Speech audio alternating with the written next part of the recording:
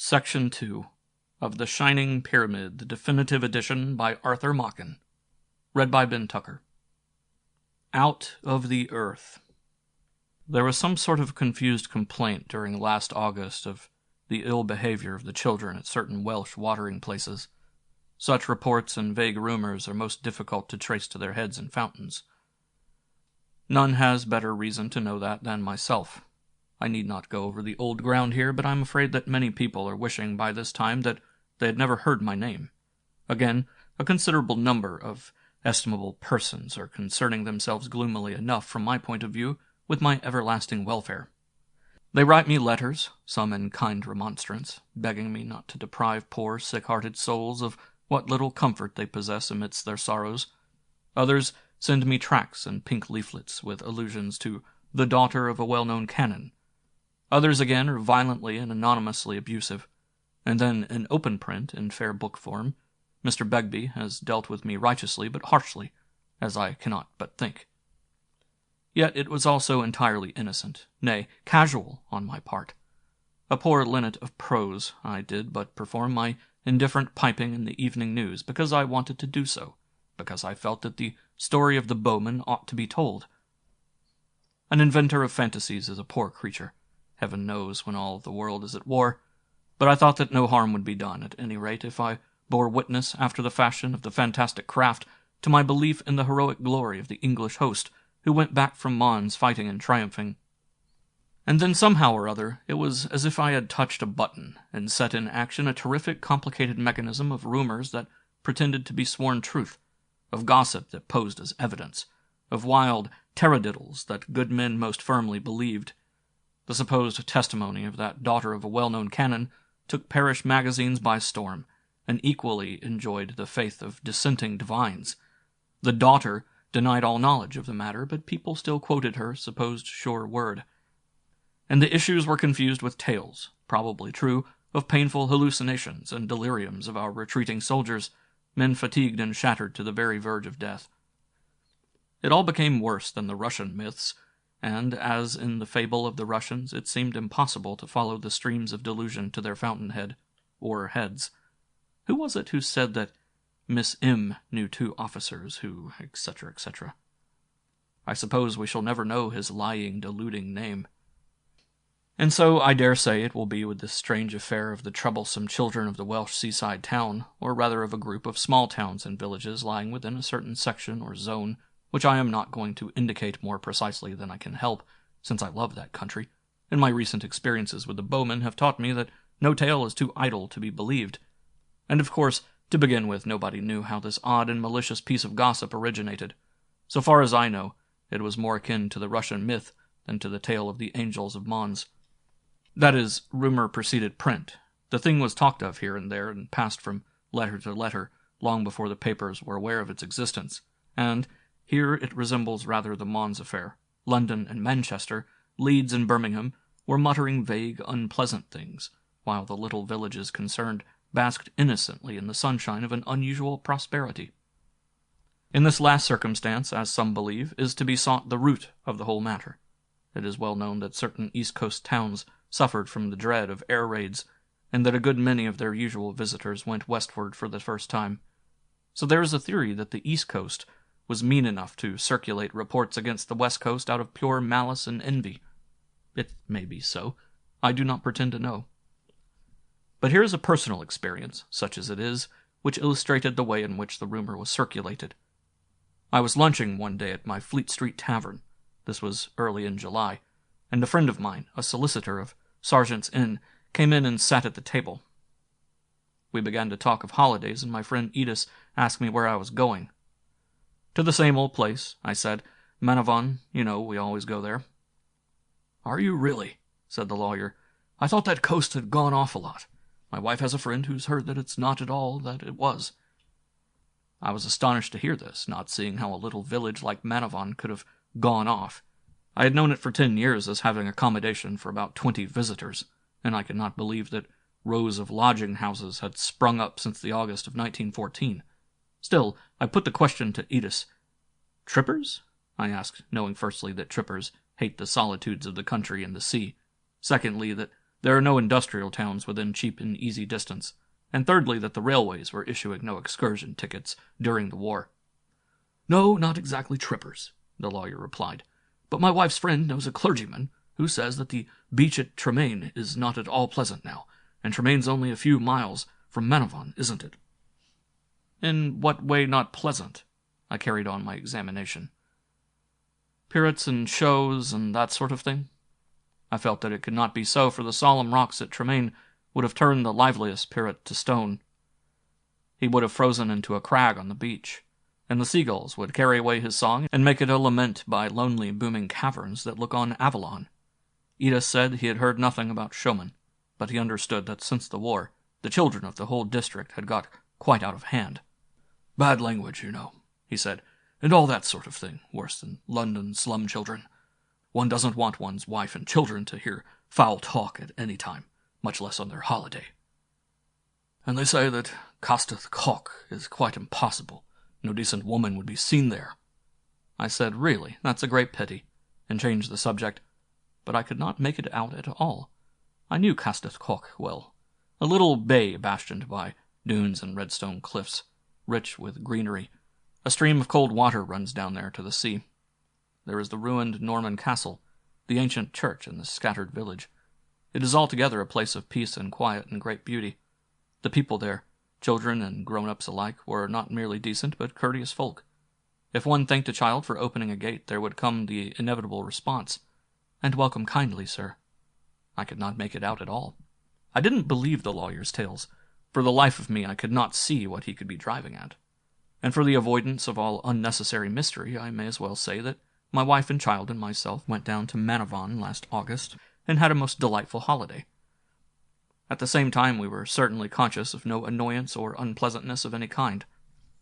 Afterwards, I confess, I heard a story that puzzled and still puzzles me, and this story, if it be received, might give its own interpretation to one or two circumstances which seemed in themselves quite insignificant. But all through July I came upon traces of evil rumors affecting this most gracious corner of the earth. Some of these rumors were repetitions of Edith's gossip. Others amplified his vague story and made it more definite. Of course, no first-hand evidence was available. There never is any first-hand evidence in these cases, but A knew B, who had heard from C that her second cousin's little girl had been set upon and beaten by a pack of young Welsh savages. Then people quoted a doctor in large practice in a well-known town in the Midlands, to the effect that Tremaine was a sink of juvenile depravity. They said that a responsible medical man's evidence was final and convincing, but they didn't bother to find out who the doctor was, or whether there was any doctor at all, or any doctor relevant to the issue. Then the thing began to get into the papers in a sort of oblique, by-the-way sort of manner. People cited the case of these imaginary bad children in support of their educational views. One side said that these unfortunate little ones would have been quite well behaved if they had had no education at all. The opposition declared that continuation schools would speedily reform them and make them into admirable citizens. Then the poor Arfenshire children seemed to become involved in quarrels about Welsh disestablishment and in the question of the miners, and all the while they were going about behaving politely and admirably as they always do behave. I knew all the time that it was all nonsense, but I couldn't understand in the least what it meant, or who was pulling the wires of rumor, or their purpose in so pulling. I began to wonder whether the pressure and anxiety and suspense of a terrible war had unhinged the public mind, so that it was ready to believe any fable, to debate the reasons for happenings which had never happened. At last quite incredible things began to be whispered.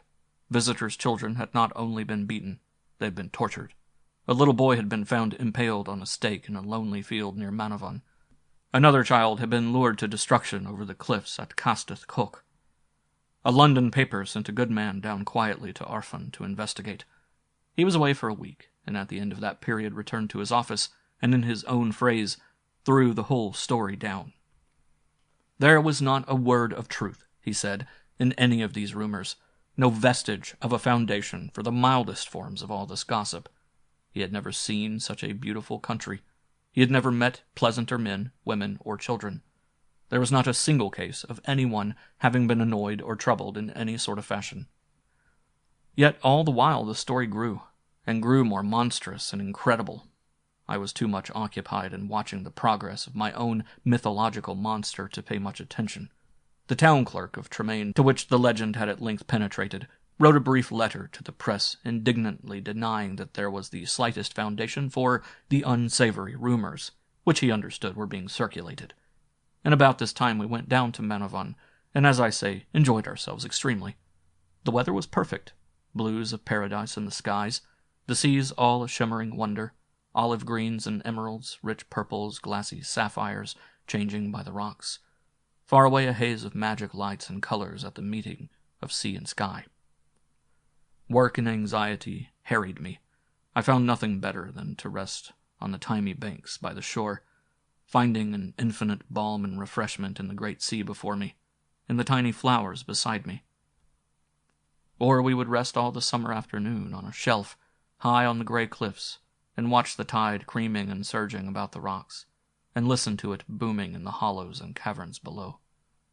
Afterwards, as I say, there were one or two things that struck cold, but at the time those were nothing. You see a man in an odd white hat pass by and think little or nothing about it. Afterwards, when you hear that a man wearing just such a hat had committed murder in the next street 5 minutes before, then you find in that hat a certain interest and significance. Funny children was the phrase my little boy used, and I began to think they were funny indeed. If there was a key to all this queer business, I think it to be found in a talk I had not long ago with a friend of mine named Morgan. He is a Welshman and a dreamer, and some people say he is like a child who has grown up, and yet has not grown up like other children of men. Though I did not know it, while I was at Machen, he was spending his holiday time at Castell Coch. He was a lonely man, and he liked lonely places, and when we met in the autumn he told me how, day after day, he would carry his bread and cheese and beer in a basket to a remote headland on that coast known as the Old Camp. Here, far above the waters, are solemn, mighty walls turf-grown, circumvallations rounded and smooth with the passing of many thousand years. At one end of this most ancient place there is a tumulus, a tower of observation, perhaps, and underneath it slinks the green deceiving ditch that seems to wind into the heart of the camp, but in reality rushes down to sheer rock and a precipice over the waters. Here came Morgan daily, as he said, to dream of Avalon, to purge himself from the fuming corruption of the streets. And so, as he told me, it was, with singular horror, that one afternoon as he dozed and dreamed and opened his eyes now and again to watch the miracle and magic of the sea, as he listened to the myriad murmurs of the waves, his meditation was broken by a sudden burst of horrible, raucous cries, and the cries of children, too, but children of the lowest type. Morgan said that the very tones made him shudder. They were to the ear what slime is to the touch. And in the words, every foulness, every filthy abomination of speech, blasphemies that struck like blows at the sky, that sank down into the pure shining depths, defiling them. He was amazed.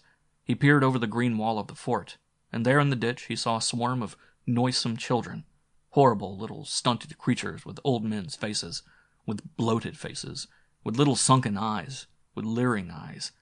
It was worse than uncovering a brood of snakes or a nest of worms. No, he would not describe what they were about. "Read about Belgium," said Morgan, "and think they couldn't have been more than 5 or 6 years old. There was no infamy," he said, "that they did not perpetrate. They spared no horror of cruelty. I saw blood running in streams as they shrieked with laughter, but I could not find the mark of it on the grass afterwards." Morgan said he watched them, and could not utter a word. It was as if a hand held his mouth tight. But at last he found his voice and shrieked at them, and they burst into a yell of obscene laughter and shrieked back at him, and scattered out of sight. He could not trace them. He supposes that they hid in the deep bracken behind the old camp. "Sometimes I can't understand my landlord at Castell Coch," Morgan went on. "He's the village postmaster, and has a little farm of his own. A decent, pleasant, ordinary sort of chap. But now and again he will talk oddly. I was telling him about these beastly children, and wondering who they could be, when he broke into Welsh, something like, 'The battle that is for age unto ages, and the people take delight in it.'" So far Morgan, and it was evident that he did not understand at all. But this strange tale of his brought back an odd circumstance or two that I recollected. A matter of our little boy straying away more than once, and getting lost among the sand dunes, and coming back screaming, evidently frightened horribly, and babbling about funny children.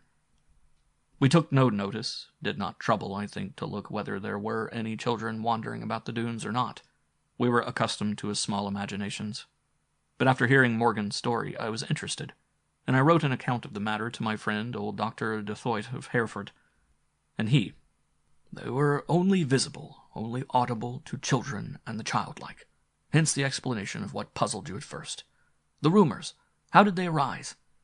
They arose from nursery gossip, from scraps and odds and ends of half-articulate children's talk, of horrors that they didn't understand, of words that shamed their nurses and their mothers. These little people of the earth rise up and rejoice in these times of ours, for they're glad, as the Welshman said, when they know that men follow their ways." Section 3. The Happy Children. A day after the Christmas of 1915, my professional duties took me up north, or to be as precise as our present conventions allow, to the northeastern district. There was some singular talk, mad gossip of the Germans having a dugout somewhere by Malton Head.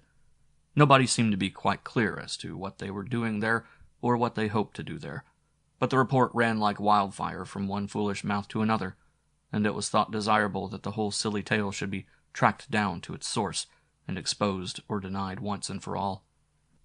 I went up then to that northeastern district on Sunday, December 26, 1915, and pursued my investigations from Helmsdale Bay, which is a small watering place within a couple of miles of Malton Head.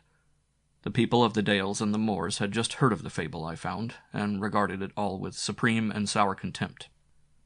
So far as I could make out, it originated from the games of some children who had stayed at Helmsdale Bay in the summer. They had acted a rude drama of German spies and their capture, and had used Helby Cavern, between Helmsdale and Malton Head, as the scene of their play. That was all. The fools apparently had done the rest. The fools who believed with all their hearts in the Russians, and got cross with anyone who expressed a doubt as to the Angels of Mons. "Gang up to Beeston and tell them to seek a tale, and they'll not believe it," said one dalesman to me, and I have a suspicion that he thought I, who had come so many 100 miles to investigate the story, was but little wiser than those who credited it. He could not be expected to understand that a journalist has two offices, to proclaim the truth and to denounce the lie. I had finished with the Germans and their dugout early in the afternoon of Monday, and I decided to break the journey home at Banwick, which I often heard of as a beautiful and curious old place. So I took the 1:30 train and went wandering inland, and stopped at many unknown stations in the midst of great levels, and changed at Marichezambo, and went on again through a strange land in the dimness of the winter afternoon. Somehow the train left the level and glided down into a deep and narrow dell, dark with winter woods, brown with withered bracken, solemn in its loneliness. The only thing that moved was the swift and rushing stream that foamed over the boulders, and then lay still in brown pools under the bank. The dark woods scattered and thinned into groups of stunted ancient thorns. Great gray rocks, strangely shaped, rose out of the ground. Crenellated rocks rose on the heights on either side. The brooklet swelled and became a river, and always following this river we came to Banwick soon after the setting of the sun. I saw the wonder of the town in the light of the afterglow that was red in the west. The clouds blossomed into rose gardens. There were seas of fairy green that swam about isles of crimson light. There were clouds like spears of flame, like dragons of fire. And under the mingling lights and colors of such a sky, Banwick went down to the pools of its landlocked harbor, and climbed again across the bridge towards the ruined abbey and the great church on the hill. I came from the station by an ancient street, winding and narrow, with cavernous closes and yards opening from it on either side, and flights of uneven steps going upward to high terraced houses, or downward to the harbor and the incoming tide. I saw there were many gabled houses, sunken with age far beneath the level of the pavement, with dipping roof trees and bowed doorways, with traces of grotesque carving on their walls. And when I stood on the quay, there on the other side of the harbor, was the most amazing confusion of red-tiled roofs that I had ever seen, and the great gray Norman church high on the bare hill above them. and below them the boats swinging in the swaying tide, and the water burning in the fires of the sunset. It was the town of a magic dream. I stood on the quay till the shining had gone from the sky, and the water pools, and the winter night came down dark upon Bonwick. I found an old snug inn just by the harbor, where I had been standing. The walls of the rooms met each other at odd and unexpected angles. There were strange projections and juttings of masonry, as if one room were trying to force its way into another. There were indications as of unthinkable staircases in the corners of the ceilings. But there was a bar where Tom Smart would have loved to sit, with a roaring fire and snug old elbow chairs about it, and pleasant indications that if something warm were wanted after supper, it could be generously supplied. I sat in this pleasant place for an hour or two and talked to the pleasant people of the town who came in and out. They told me of the old adventures and industries of the town. It had once been, they said, a great whaling port, and then there had been a lot of shipbuilding, and later Bonwick had been famous for its amber cutting. "And now there's nought," said one of the men in the bar. "But we get on none so badly." I went out for a stroll before my supper. Bonwick was now black in thick darkness. For good reasons, not a single lamp was lighted in the streets. Hardly a gleam showed from behind the closely curtained windows. It was as if one walked a town of the Middle Ages, and with the ancient overhanging shapes of the houses dimly visible, I was reminded of those strange cavernous pictures of medieval Paris and Tours that Doré drew. Hardly anyone was abroad in the streets, but all the courts and alleys seemed alive with children. I could just see little white forms fluttering to and fro as they ran in and out. And I never heard such happy children's voices. Some were singing, some were laughing, and peering into one black cavern, I made out a ring of children dancing round and chanting in clear voices a wonderful melody. Some old tune of local tradition, as I supposed, for its modulations were such as I had never heard before. I went back to my tavern and spoke to the landlord about the number of children who were playing about the dark streets and courts, and how delightfully happy they all seemed to be. He looked at me steadily for a moment, and then said, "Well, you see, sir, the children have got a bit out of hand of late. Their fathers are out at the front, and their mothers can't keep them in order, so they're running a bit wild." There was something odd about his manner. I could not make out exactly what the oddity was or what it meant. I could see that my remark had somehow made him uncomfortable, but I was at a loss to know what I had done. I had my supper, and then sat down for a couple of hours to settle the Germans of Malton Head. I finished my account of the German myth, and instead of going to bed, I determined that I would have one more look at Bonwick and its wonderful darkness. So I went out and crossed the bridge, and began to climb up the street on the other side, where there was that strange huddle of red roofs mounting one above the other that I had seen in the afterglow. And to my amazement, I found that these extraordinary Bonwick children were still about and abroad, still reveling and caroling, dancing and singing, standing, as I supposed, on the top of the flights of steps that climbed from the courts up the hillside, and so having the appearance of floating in mid-air, and their happy laughter rang out like bells on the night. It was 11:15 when I had left my inn, and I was just thinking that the Bonwick mothers had indeed allowed indulgence to go too far, where the children began again to sing that old melody that I had heard in the evening. And now the sweet, clear voices swelled out into the night, and I thought must be numbered by hundreds. I was standing in a dark alleyway, and I saw with amazement that the children were passing me in a long procession that wound up the hill towards the abbey. Whether a faint moon now rose, or whether clouds passed from before the stars, I do not know. But the air lightened, and I could see the children plainly as they went by singing, with the rapture and exultation of them that sing in the woods in springtime. They were all in white, but some of them had strange marks upon them which I suppose were of significance in this fragment of some traditional mystery play that I was beholding. Many of them had wreaths of dripping seaweed about their brows. One showed a painted scar on her throat. A tiny boy held open his white robe and pointed to a dreadful wound above his heart, from which the blood seemed to flow. Another child held out his hands wide apart, and the palms looked torn and bleeding as if they had been pierced. One of the children held up a little baby in her arms, and even the infant showed the appearance of a wound on its face. The procession passed me by, and I heard it still singing as if in the sky as it went on its steep way up the hill to the ancient church. I went back to my inn, and as I crossed the bridge it suddenly struck me that this was the eve of the Holy Innocents. No doubt I had seen a confused relic of some medieval observance, and when I got back to the inn I asked the landlord about it. Then I understood the meaning of the strange expression I had seen on the man's face. He was sick and shuddering with terror.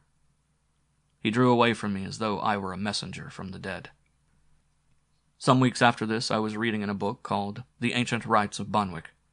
It was written in the reign of Queen Elizabeth by some anonymous person who had seen the glory of the old abbey, and then the desolation that had come to it. I found this passage. "And on Childermas Day, at midnight, there was done there a marvellous solemn service.